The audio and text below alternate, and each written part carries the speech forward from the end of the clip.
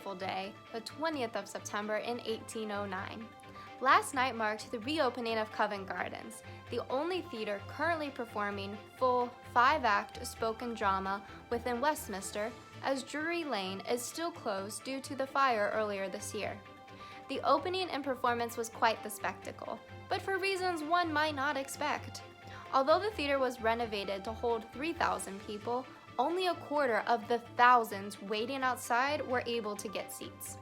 The crowd was not dismayed, from what we hear, for many of them were focused on airing complaints rather than seeing the show. That's true, Carol. I was in the audience when John Kemmel, owner and manager of Covent Gardens, graced the stage to commence the reopening, and the audience drowned him out with their singing, stamping, hissing, and even hooting. Seemingly frustrated, Kemble left the stage, and the audience continued their antics through the performance of Macbeth. Were you able to catch any of the show? Not much. While it's not uncommon for audiences to get a bit loud, the volume last night escalated to the point it was clear the actors were struggling to continue the show. In fact, it became rowdy enough that officers from Bow Street were called to read the Riot Act, legally allowing the theater to disperse the audience. It was moderately effective, as some audience members did leave. However, some stayed behind to debate whether or not you could ask, legally, a paying ticket holder to leave. Wow. And the disruption is not expected to stop, as Bow Street officers have been asked to patrol the corridors of the theater for tonight's performance. What has happened to upset the public so much? That is a great question, Carol. I interviewed 7 theater goers while waiting for the theater to open, and many of the complaints were the same. During its renovation, Covent Gardens removed the one shilling gallery, as well as expanded its expensive private box seating. On top of these renovations, they have stopped the sale of half-price tickets after the 3rd act. This has frustrated many people, as with these changes, the theater is no longer accessible to them. They are not the only ones upset, however, as those who can still afford these new changes also recognize how this limits what has been considered a community space, and the enclosure of the boxes removes the tradition of the theater being a place to go to see and be seen. Well, it sounds like Covent Gardens is in for an interesting week. We'll keep you updated as events continue to play out.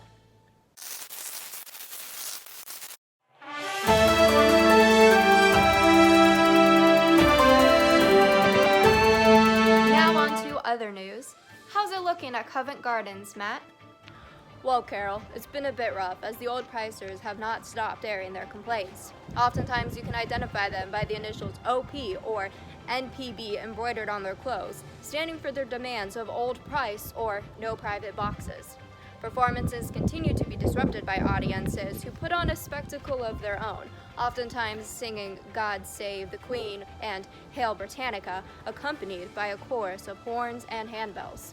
There have also been instances of old pricers climbing onto the stage and destroying property in the theater. Has anything been done to calm the situation?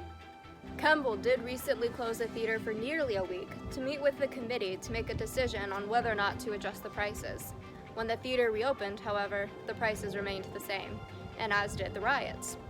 Many arrests have been made, and the prosecutions are being handled privately. However, the riots continue unabated. This whole situation seems very surprising.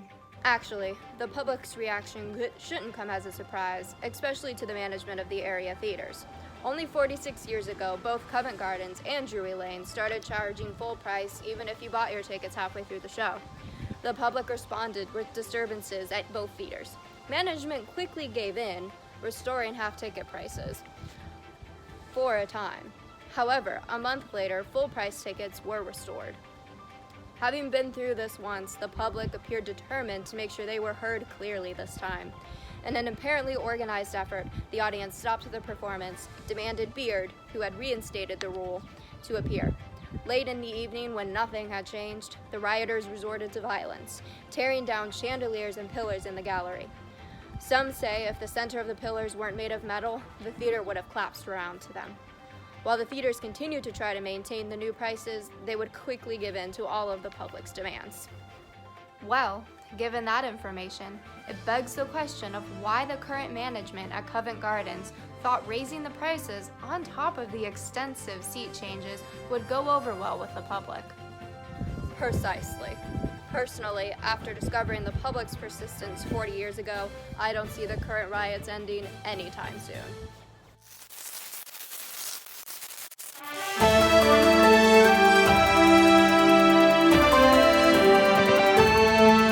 And now, for your daily Old Price riot coverage.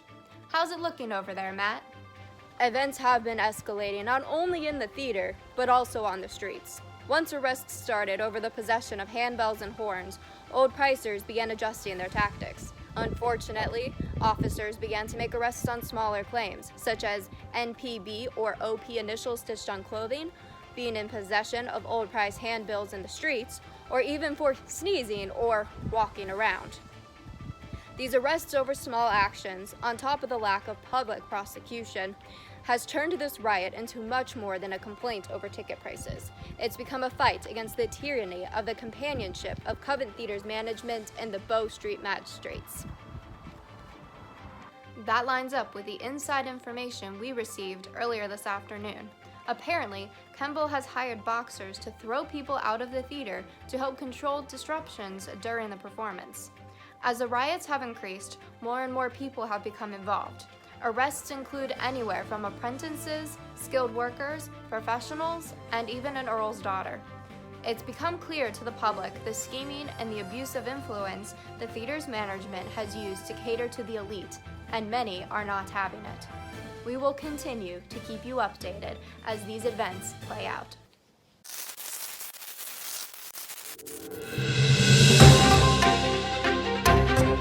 Today, we bring you the final update on the Old Price riots. After one of Kemble's boxers was found guilty of falsely arresting the well-known lawyer Henry Clifford, Kemble agreed to sit down with Clifford to discuss the public's demands. Last night, December 15, 1809, Kemble apologized to the public for not only raising prices, but also the employment of the boxers. He has since restored the half-price tickets and dropped all remaining charges against the Old Pricers. The riots have ended, but given the history of Covent Gardens, who knows for how long? Thank you for tuning in to this special announcement.